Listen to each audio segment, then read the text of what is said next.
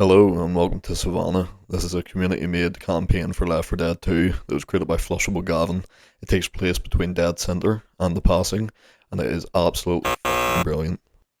Dead South campaign starts you out with the car from Dead Center, the finale. It's broken down, you're out of gas, and you have to go on foot in the heart of Savannah. As you can imagine, zombies around every corner the second that you leave the first starting area. It's very close quarters. Which makes it even more, intense. There's a lot of special effect in this game mode as well. I played this on easy because it was just to kind of get the original map layout down, maybe get some visual shots for it, and I ended up struggling. There's a few times I near died, and there's a few times I went down, which you'll see. Now, this idea came about as I was watching Cookie Blitz's video on how the survivors get to each map in Left 4 Dead, and it made me think, I wonder if there's anything that's happened between each campaign that would be interesting and could actually be a sub-campaign in the game, and that's what led me to searching the workshop to find the best one I could find. I have played 3 different ones.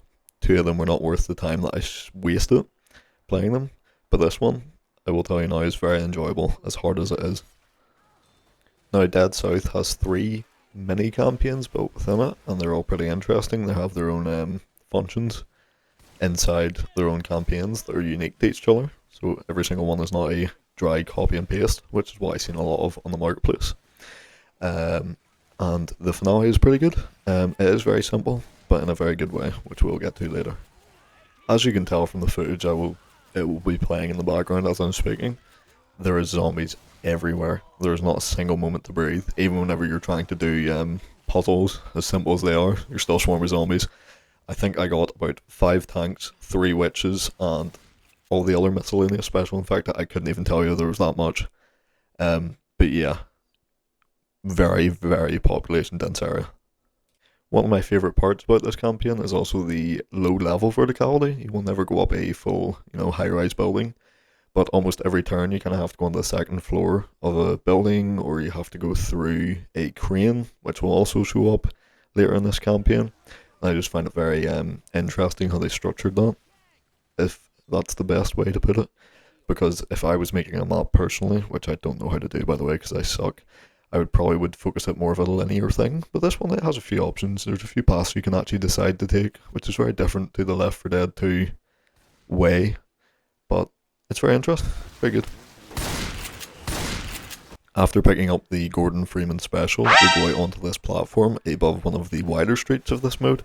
This is usually when you will get the most population dense areas of zombies, but there's very few of them. And the other area is kind of a tight hallway or a roofway or a building. After jumping down from the platform, there is a witch hiding around a corner, which I tried to shotgun trick with the wrong shotgun. I tried to do it with the pump action instead of one of the semi-automatic ones, and I got floored, which made me feel a little bit sad, but then due to that, chaos ensued, and I thought I was going to die. After that little near-death experience due to the witch, we get to this loading bay, where we have to lower down this crane to be able to pursue further into the level. Like I said, with the verticality, we have to go onto the roof to then come down the stairwell, because there's no other way around, but this activates a horde event.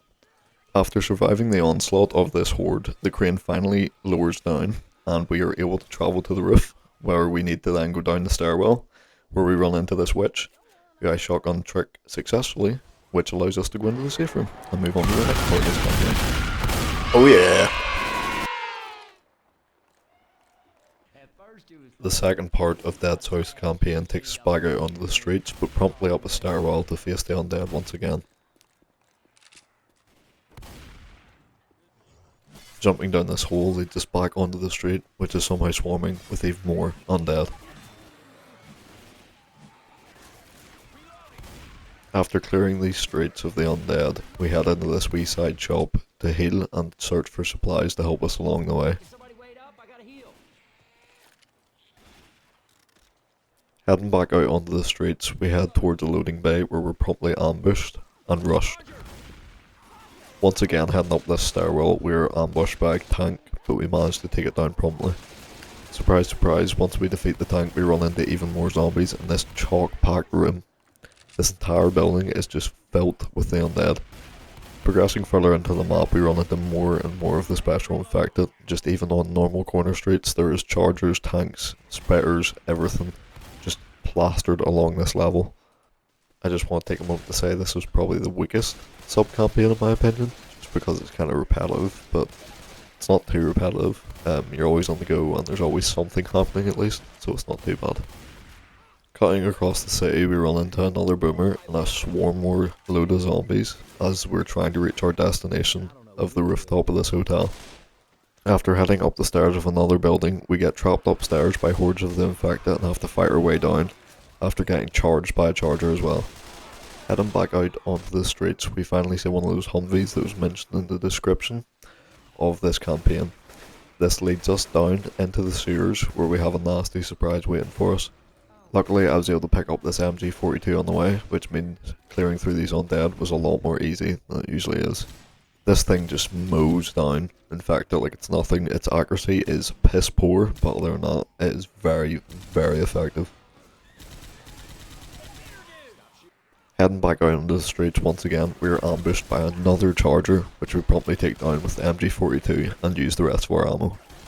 After being ambushed in another resupply room, we head up the stairwell into a room which leads onto the rooftop where we can access the radio to call down the crane, which begins a horde event, and by the time we survive, the crane will be lowered and we will be able to go across the roof onto the next safe room.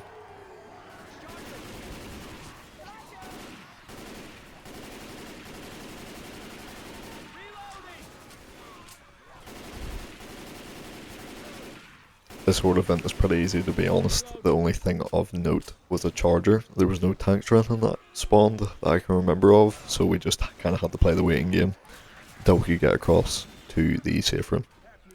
So chapter 3 of Dead South starts out in a basement where you have to fight your way out quite aggressively, which sets the tone pretty well for the rest of this entire chapter. So I thought, for something different in the final chapter, I'll just show you a montage of the all-out chaos that is this level. You call in the helicopter and then you're good to go.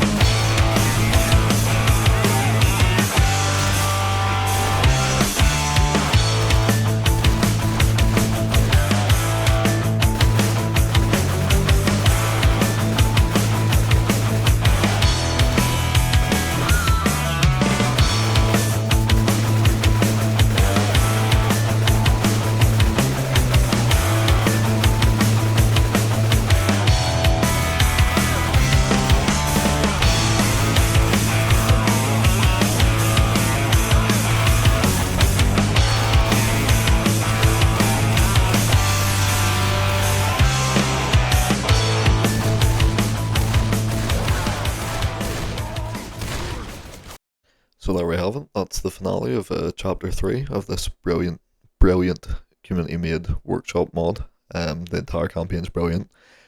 Special thanks to FlushableGavin for making it and making such a good campaign, and thank you for Cookie Blitz for the video idea. But it was very high stakes, very action orientated, and I had fun the entire time playing it. And also thank you very much for watching the video.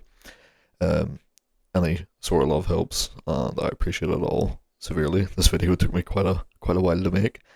It's went through quite a few different variations, so thank you very much, appreciate it. Bye bye.